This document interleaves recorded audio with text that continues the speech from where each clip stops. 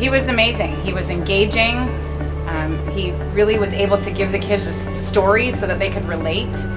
He was energetic and enthusiastic, and I hope that he comes back to visit us again. I thought he was a fabulous speaker. I think what Reggie does really well is, one, he comes in from a empathetic, I can connect with kids standpoint. Anytime you can connect with your audience quickly and easily, I think that's a key contributor to how successful you can be as a public speaker. I actually would rate Mr. Jones as a 10 as a speaker. I just really appreciated his message. I've been here for 2 years, and this was the assembly where everyone was very engaged, and they were all quiet. Usually we have some people kind of chit-chatting, but yeah, I think everyone was very engaged, and they were really interested in his message, which I think was very powerful. Of course I'd recommend him.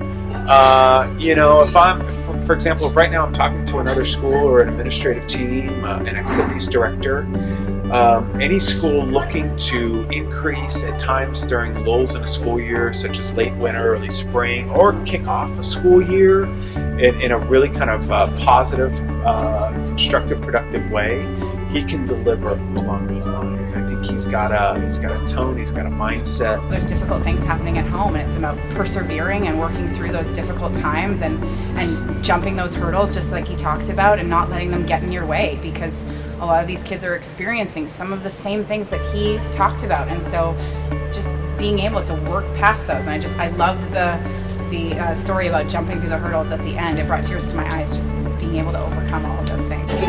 There was the imagery around looking ahead and keeping your eye on the target. I think he also carries a really strong message. He revisits his themes. He's able to really drive them home with great anecdotes, great storytelling.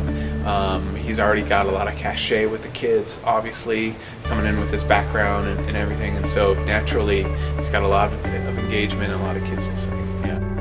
I really enjoyed him talking about his childhood. That was great. I think the kids were able to identify with that and relate to it. It wasn't just someone speaking to them about a story. They were able to really take it back and relate to that, with the struggles that everyone faces. So. The students were, looking around at the student body, they were just, their mouths would drop. They were completely engaged the entire time. And, any little things that he said, he had, lyrics from songs, and the kids picked up on it. He was just able to keep their attention, and yeah, I thought they were really engaged and really interested in what he was saying. Students were, kind of peeking their heads in, trying to see how they could get a moment, because they really wanted to personally connect with Mr. Jones after hearing his message. His real deep, powerful story of what happened to his family, right? His parents growing up, and that's heavy, and you could hear a pin drop. I would have to say, though, my favorite part was when he was beginning to connect his messages and his themes around how kids can start tapping into. So what do kids do with that message? What do kids do with that theme? And that idea of them connecting to their own championship moment, their own Super Bowl moment with the upcoming state exam, the MSP, I think is a really powerful one for them, and it's a great kind of linking connection to keep things going.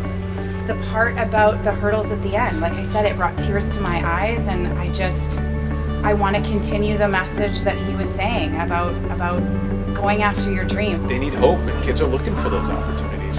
I'm just going to push my students in my classes, just push the same message that he was pushing, for sure. And that was that. It was that whole jumping over the hurdles, and I'm going to say that too about, who cares if you make a mistake on stage? You keep going, and you go after your dream, and you don't let anybody tell you that you can't do it. You can do anything. So I'm going to just push that message in all of my classes, for sure. We've got a ton of diversity here in the community. The ideas around believing beyond circumstances such as poverty are critical for our kids coming into schools.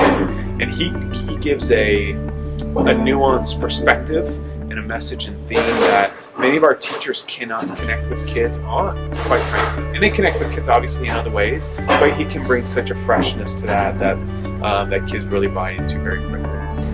he would be great at the beginning of the year to just, push the kids at the beginning, like a great start, a fresh start. And I love the connection he made to the MSP coming up, but starting off the year right and having those goals in mind. Absolutely, I would have him come back and have him present to more classes. I love that he's presenting to Avid and the leadership kids and the wee kids, and I just think that's so important. So yes, I would for sure have her back. Yeah, believe and beyond. I think those are good, encouraging words. Go, Reggie. There's a very bright future with the work that you're doing in schools, because I don't really see a whole lot of other people doing this. So keep doing it. Thank you. Thank you for being you. Thank you for coming, and thank you for being willing to share. Students need to hear it. We need to hear it. I'm working on my national boards right now. It's inspiration for me. So thank you.